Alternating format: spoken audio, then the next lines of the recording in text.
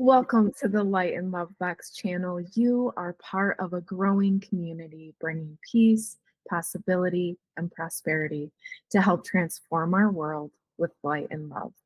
My name is Tracy Anderson, And I am Joe Courier. and today we have author Ana Cortez with us. Hello. So we're so happy to have you here with us. And as usual, I'm going to make sure you have all the links to Ana's amazing works that she's done. Her most recent is The Doors of Somlipith, and that is actually the inspiration behind the Somlipith saga collection series that we're doing right now. And we are going to be talking about the card that was actually drawn for this box, and it was the Sword of Truth, which is the Seven of Diamonds in the Doors of Somlipith. Yes. And so there's so much that goes with this. We were talking before we started the video, and swords that are always double-edged. There's always that opportunity to look at things and to look at them and almost like cut through to where you need to be. But then the other side of it is it might be a more dull blade, and it takes more for someone to actually take a look at truths in their lives. Yeah, and I think that is particularly important in this box because not only did we draw the Sword of Truth, we actually drew El House, and it is the sword. Mm-hmm. Oh, in runes. There's a rune that's the sword. That is a sword. Yes, it's a sword. You know, it's basically the divine connection, and between you and the divine. And it's the connection to other realms. It's a very protective rune. But I find it very interesting that they were drawn together. Mm-hmm. To me, that brings in a very potent call to look at this in depth. Yeah. What I would almost call a protective layer to looking at your self-truth. So it's so challenging to actually dig down and to look at with very clear, unemotional, and the eyes of an observer, let's say, to look at your life and look for all of the truths. Truth about yourself, truth about situations, truth when you have been hurt, truth when you have hurt someone. Mm-hmm. And so it's very challenging. And many times we even take and we push down into our subconscious awareness a lot of the things that we might call a truth about ourselves because they're just too painful, or it's just you're not able to emotionally and mentally look at things. And so to have the opportunity like to do this month's box and to really set yourself up for success as well as a lot of self-growth on your journey, it's really important to take a look and say, okay, this self-truth about myself, yep, it's me, or I did that, whatever, but to look forward and think, okay, I would do it differently, and this is how I will do it differently. Rather being caught up in the story of that past and allowing that to be the ruling or the dominating thought, the ruminating thought in your mind. Yeah, and I would really love to hear your perspective on that Seven of Diamonds as well. Well, thanks. I love all the sevens. They're so powerful. And this is the number 7 in the element of fire. The fire is, illuminating. Yes. Fire is searing. We can burn ourselves or others if we become too righteous with truth. Mhm. It's a power. Truth is powerful. Yes. And we have to wield it like we would wield a sword. Like you have a knife in your hand. I mean, it's powerful, and sometimes it takes very little action to accomplish what that sword is there for. We have to become masters of ourselves to become masters of the swords. Yep, exactly. And I think as children, we start out in a space of being open to truth. Mhm. Small children tell the truth Mhm. until something overrides the fact that, oh, if I tell the truth, then this happens because of that. Mhm. So that's when I think we developmentally fall into the place of either lies or deceptions Mhm. or lies by omission. I Mhm. mean, all those things so that we can skirt around whatever the truth is, because it becomes something that, like you said, Anna, it's a place where we have to become masters of ourself. Mhm.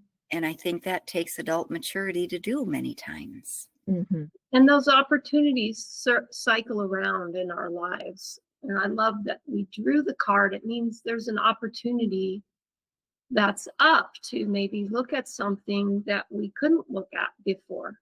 Mhm. It Mhm. doesn't mean that you haven't wanted to. It's just that you weren't in Yeah. a place perhaps that Yeah. you could do it. Yeah. Absolutely. I think at this point in this series that we're doing, we have ultimately collected every sword at this point. Mhm. And I think part of that is knowing the right tool for the job, the right sword to be using, Right. having the wisdom to know which one should be pulled out at a specific time. Right. Tracy, tell us the other swords so that we can. Yes, yes. So at this point, the very first sword was the sword of healing. Then came the sword of enchantment. Then came the sword of destruction, and that was just last box. And then this one, we physically drew the sword of truth. So I think there's some significance there as well, because the previous swords were within the gate cards, which we know are the solar timekeepers, and they have contributed to the story, the healing story that accompanies each box. So I think, before we started recording, Joe had made a very interesting uh, observation that I would really love for her to share. Well, it occurs to me that the previous 3 swords are almost like our subconscious, if you will. So all of the things that have come before, subconsciously, unconsciously, we've already moved through. So we've started with the healing and then the enchantment, and then moving on to destruction, which is actually a really beneficial sword because it Mhm. allows you to take down the illusions, if you will. And now with the sword of truth, this is more of the true concrete conscious aspect of the swords, and we're illuminating truth with it. So we've moved from taking ourselves out of the illusions and moved into the illumination. That is a very physical and concrete thing that we can do. And it's not like we can look at every truth about ourselves all at once. It would be like looking at ourselves as an elephant when really the only truth we need to look at in that moment is his toenail.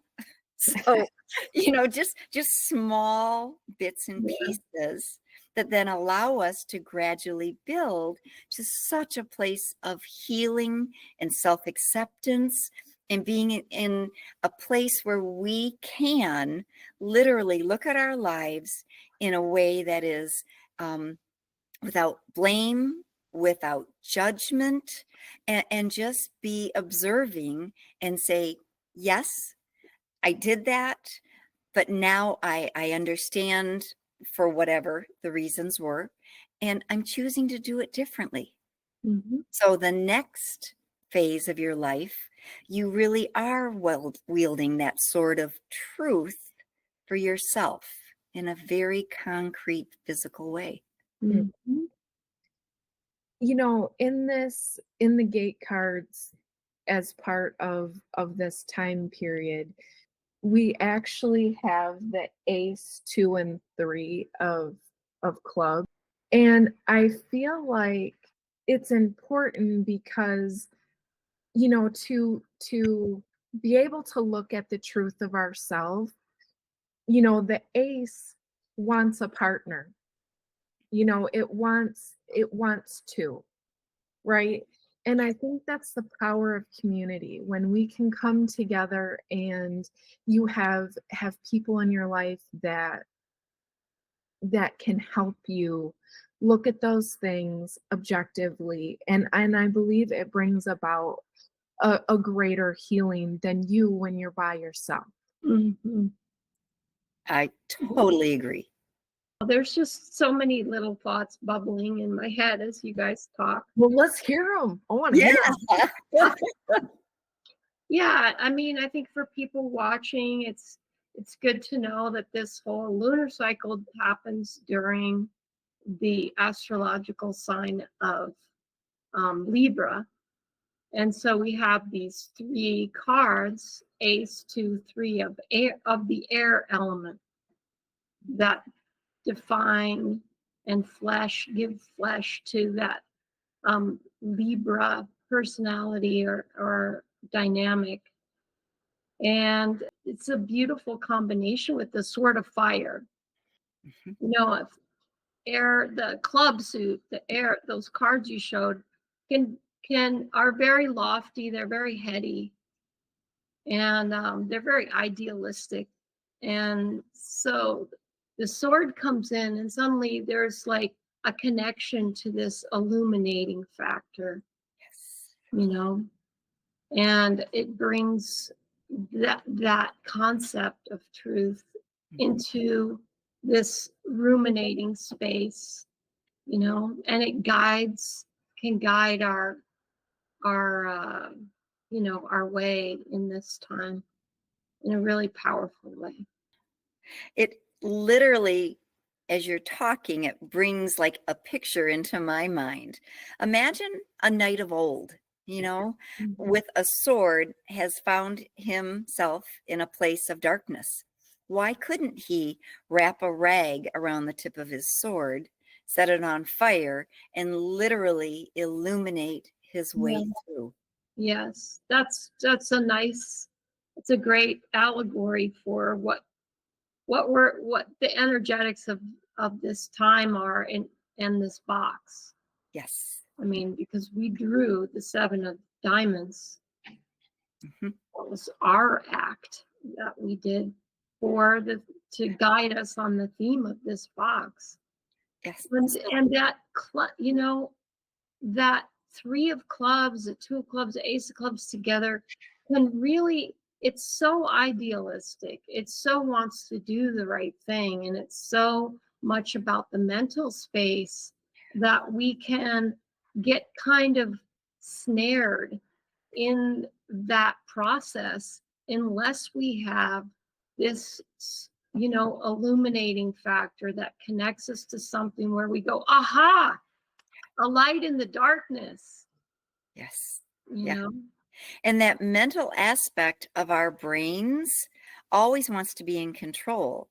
And Right. yet the things that we have pushed down in our world, the truths that we don't want to look at, are always connected to an emotional event. And in this box, we actually have a lot of emotional or water connections, if you will, because emotions are fluid and watery. And we have like hawthorn tea in this box to help you just feel calm and to be in this place where you know that you're divinely protected as you begin to distill emotionally the things that perhaps you haven't been able to look at or willing to look at before. Mhm. And then even the crystals in this box, I mean, peridot and rutilated quartz, they have a lot of fire and air element, but they also have an underlying emotional aspect. Mhm. So that is, it comes together so beautifully in this box of air and fire. Mhm. Well, Yes. and the peridot particularly is connected directly to the heart chakra. So, that it's gonna hit right there. Yeah. Well, and my personal belief is that our heart chakra is all about a right relationship with ourself, Mhm. being able to be in a place of self-love, self-acceptance. It used to be we would affirm that I am enough. Well, we are always more than enough. We Mhm. just have to be in a place where we can look at that. Yeah, and find the courage to hold that sword is also very connected to the heart. I think of the lion in The Wizard of Oz and how, he needed his courage and Yes. yeah. Mm, And think about it, holding a sword, that arm connects right to whichever left or right, yes, moves right down straight into the heart. yes. Mm. Yeah. Yeah. Mhm. A lot of cool analogies and things that can connect within this. Mhm. All Well, of those things can come to you, like in a moment when you're having difficulty this month. Those pictures, those ideas can come to you and help you to move through whatever's going on, you Yeah. know? mhm. Mhm. Well, another thing is when the sword is outstretched, right? It's pointing to the heavens. So, you're connecting to the divine at that point. Yes, especially with the fire sword. Yeah. Oh, yeah. The other thing that you said, Tracy, you talked about the gate cards, and the ace is the number one, right? That's all about self. And we can only do so much in terms of looking at ourselves and validating ourselves. Ultimately, it comes down to you doing that on your own. But in that process, the number two, the number of partnership, of community, of having support from the people outside of yourself, that's where it makes a big difference, because the affirmations and the validation, if you will, that comes from those around you often has a greater impact than all the work you could ever do on your own self, Mhm. at least in terms of moving quickly to a space. Mhm. I think ultimately we could all come to that place, but I think having outside support, and even just validation or observations that maybe we hadn't thought of, Mhm. that Right. allows us to heal more quickly. Yeah. The ace and the two, I think, also have a couple of things that Anna has written in her book that accompanies the deck of the Doors of Somlipith that really stood out to me. And I think it kind of goes along with this, knowing and understanding yourself, doing the work internally, but then having that gift of a community that can also help us understand certain things about ourselves that lets us continue our healing journey. So the first thing with the ace was that it's seeking out the fire element, and it's because we know that air and fire are complementary elements that work well together. but it said that the intuition merges with the light of the conscious mind. And that is what is giving us that ability to really understand what's going on so that we can heal, and those things can be illuminated so that we can move forward. Mhm. But then when that too comes into play, and you start having that feedback from, people that are around you that care about you and can make those observations, it allows you to have this quiet discovery, as Anna put it, of new facets of our being that you might have not recognized or seen. And to me, that's even, I think it even goes deeper than that, because I don't know where everyone is at watching this video, but we definitely believe that we do live multiple lives, multiple existences.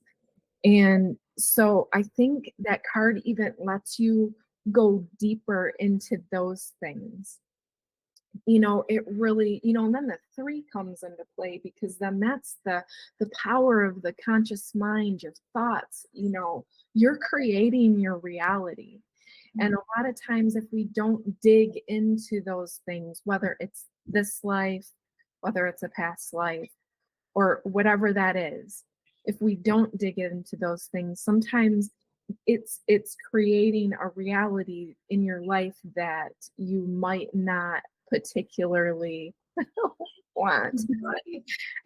So I think it's really important for all those things to come together so that we can release things, heal things, so that we are creating the reality that we do want, and manifesting the things that we want in our life. And the subs is all about manifesting, right? It's the air element. It's the place where ideas are born that then we can take action on if they resonate with us. They're birthed in this space of October, really, with Libra. Mhm. And the fire allows us to um, take action on things. Mhm. Yeah. Yep. Yeah, because without action, ideas are just ideas. You Yes, must take action. yes, you must.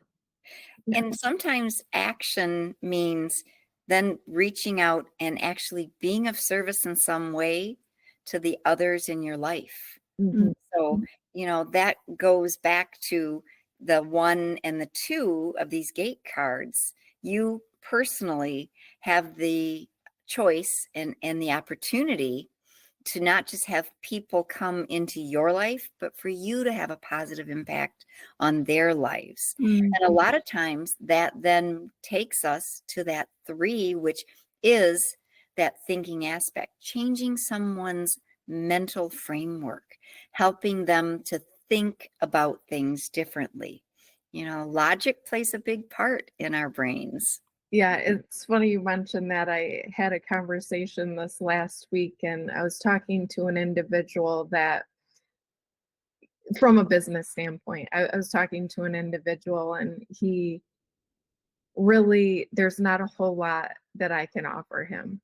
But I told him, I was like, maybe I can just be a bright spot in your day when you work with me. And that's perfect. Hopefully he found the humor. But you know what?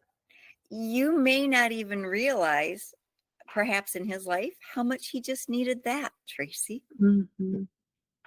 Yeah, because you just never know what's going on for people. No, So, if we can just every day go out trying to be that light, a bright spot in someone's day, even if it's just for a moment, yes, just for a moment, yes, it makes all the difference in the world. yes. Sometimes we don't have to try as hard as we think we do, Yeah. right? So it makes me think this week, I got to spend a lot of time with my 5-year-old grandson. And we were in the car, and his car seat was in the back behind the passenger seat, and then I was sitting next to him in the back seat, and my daughter was on the other side. And we had stopped because Grandpa needed to run in and actually get supplies for the grill because we needed a propane tank. So we're at a gas station, right? And there's a pickup truck next to us. And a man comes around the front, and Dean's window is down. And this man comes around the corner, and he's holding his slushie or his whatever he had in his hand. And Dean just very nonchalantly looks up and goes, "Hi." And the man looks at him, and then he starts to smile, and he goes, "Hi." So, just the innocence of that bright spot. It was Mhm. really sweet. Yeah. I think a lot of people just need some bright spots in their day. So if we can even small things, Yeah, it's important. it is important. Mhm. Well, this box, I think, is a perfect culmination of all the things that the previous boxes have been moving us towards. Mhm. And the exciting part is that there's still the final two boxes in this saga. And we are going to be moving into actually one of the gate cards that Mhm. you showed. So it's going to be coming almost to a place of full circle in many ways. Mhm. So this is the 11th box of 13. Correct. Yes. So we've done a whole lunar year Yes. almost. Yep. Really cool. Yep. Well, it's been fun. It's been really fun. Yep. Definitely. I would say a very transformational journey this has turned out to be. Oh, yeah. I hope everyone that has participated has that sense and feels that also. Yes, I would Mhm. agree. Okay. Well, we have been so happy to have you here with us today. And below, I'm going to have some links if you would like to dive in, dig a little bit deeper, find out what Light and Love Box is all about, see what these boxes are. It is an incredible transformational journey that we would love for you to join us on. I would love to hear people's moments of someone that's made a difference by being a bright spot in your life, or Yes. if there's something you've been able to do that has brought light to someone else. We would love to hear that in the comments. But as always, please like and subscribe to the channel so that you don't miss any of our content. And Anna, thank you so much for joining us today. No, it's my Thank pleasure, my honor. Yep. Thank you, Anna. We really enjoy it, and we appreciate all the perspectives that you help us to Oh, bring and share. it's just a fun group. I love it. Yeah. I love our little circle. Yes. And So do check out previous boxes.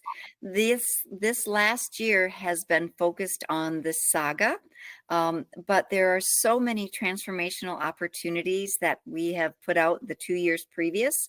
So if you're looking to manifest something in your life, whether it is abundance or transformation, hope, growth, illumination. I mean, there's pleasure, creativity, all of those things. Light and Love Box can probably help you on that journey. yes. So anyway, thank you so much, and we'll see you next time. Thank you.